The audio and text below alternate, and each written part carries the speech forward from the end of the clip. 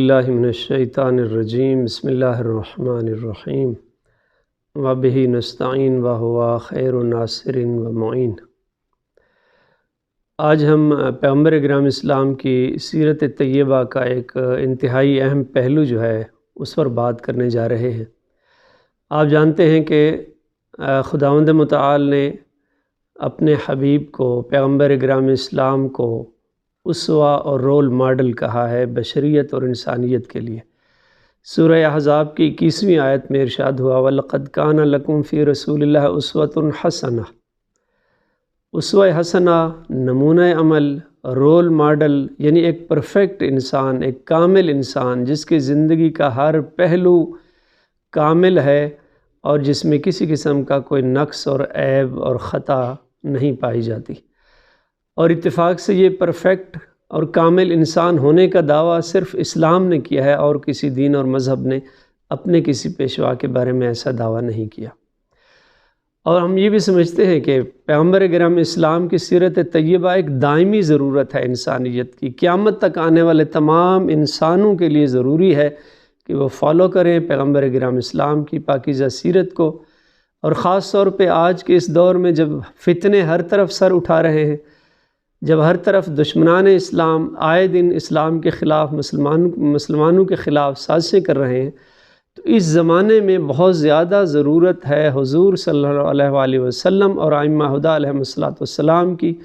پاکیزہ سیرت کو ہائی لائٹ کرنے کی ضرورت ہے، تاکہ ہماری نوجوان نسل جو ہے وہ زیادہ سے زیادہ اس سیرت طیبہ پر عمل پیرا ہو سکے۔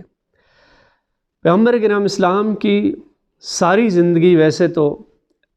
ہمارے لیے رہنمائی کی حیثیت رکھتی ہے، ان کی زندگی کامل ہے، نمونہ ہے، لیکن آپ کے اخلاق کریمانہ کا جو ایک پہلو ہے اس کو بہت زیادہ قرآن مجید میں بھی خداوند متعال نے ہائی لائٹ کیا ہے۔ جیسے ارشاد ہوا اِنَّكَ لَعَلَىٰ خُلُقٍ عَظِيمٍ، اے ہمارے حبیب بے شک آپ خلق عظیم کی منزل پر فائز ہیں۔ ایک دفعہ ہم اور آپ کسی کو کہہ دیتے ہیں فلانا بڑے عظیم اخلاق کا مالک ہے، فلانا بڑے اچھے اخلاق کا مالک ہے، آپ اچھے اخلاق کے مالک ہیں۔ ہمارا کسی کو عظیم اخلاق کا کہنا، اچھے اخلاق والا کہنا یہ اور بات ہے، لیکن وہ ذات جو سب سے زیادہ عظیم ہے وہ اگر کسی کے لیے اخلاق عظیم کی بات کرے تو اس کا مطلب ہے اس کے اخلاق کی کوئی حد نہیں ہے، ہم اور آپ اس کے اخلاق کریمانہ کا تصور اور ادراک بھی نہیں کر سکتے۔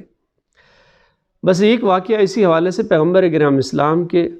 اخلاق کا جو نمونہ ہے معروف ہے، مورخین نے یہ واقعہ لکھا ہے کہ ایک یہودی جو بہت بڑا مالدار تھا اور پیغمبر اکرم اسلام نے اس سے قرضہ لے رکھا تھا۔ کچھ عرصے بعد وہ یہودی حضور صلی اللہ علیہ وسلم کی خدمت میں آیا اور کہا کہ مجھے اپنا قرضہ واپس کریں۔ حضور نے فرمایا کہ میرے پاس تو ابھی پیسے نہیں ہیں، مال نہیں ہے، میں ابھی آپ کا قرضہ واپس نہیں پلٹا سکتا۔ اس یہودی نے جو بہت بڑا مالدار تھا اس نے حضور صلی اللہ علیہ وسلم کو محصور کر لیا، اپنے گھر میں قید کر لیا، اریسٹ کر لیا اور کہا جب تک آپ مجھے میرا قرضہ واپس نہیں کریں گے میں آپ کو نہیں آزاد کروں گا۔ مورخین نے لکھا ہے کہ پیغمبر اکرم اسلام نے بغیر کوئی مزاحمت کیے پیغمبر اس کے گھر میں چلے گئے اور جیسے اس نے معصور کر لیا حضور بھی وہیں معصور ہو گئے۔ نماز ظہر ادا کی، پھر عصر کا وقت ہوا، عصر پڑھی، یہاں تک کہ مغرب و عشاء کی نماز آپ نے انجام دی۔ صحابہ کرام کو پتہ چلا، دوڑے ہوئے آئے، معلوم ہوا کہ ایک یہودی نے حضور صلی اللہ علیہ وسلم کو قید کر رکھا ہے۔ تو تمام صحابہ آئے، اس یہودی کو ڈرانے دھمکانے لگے، دھمکی دینے لگ گئے اور اس کے ساتھ سختی کرنے لگے۔ حضور نے منع فرمایا کہ نہیں، مجھے کسی پر سختی کرنے کے لیے یا ظلم کرنے کے لیے نہیں بھیجا گیا۔ حضور نے روکا، وہ صحابہ واپس چلے گئے، رات وہیں رہے، حضور صلی اللہ علیہ وسلم محصور رہے۔ صبح کی نماز کے بعد اس یہودی نے کیا کیا کہ ایک مرتبہ کلمہ شہادتین اپنی زبان پر جاری کیا، اسلام لے آیا، توحید کی گواہی دی، پیغمبر اکرم اسلام کے آخری نبی ہونے کی گواہی دی اور کہا کہ میں آپ کو اس لیے میں لایا ہوں یہاں، آپ کو میں نے قید اس لیے کیا ہے کہ میں نے تورات میں آخری نبی کی کچھ نشانیوں کے بارے میں پڑھا تھا۔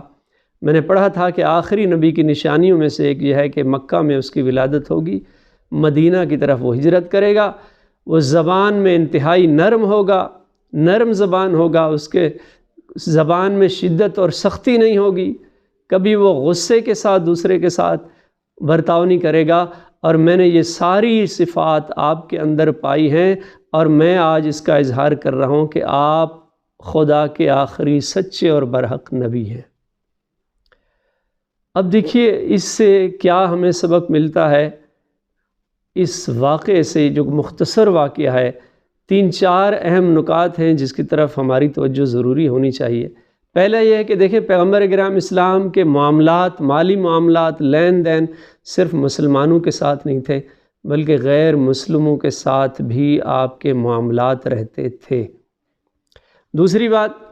حضور صلی اللہ علیہ وسلم کا جو نرم مزاجی ہے وہ بھی صرف مسلمز کے لیے نہیں تھی بلکہ یہودیوں کے لیے بھی آپ اسی طرح کا حسن سلوک اور برتاؤ رکھتے تھے، جس کے نتیجے میں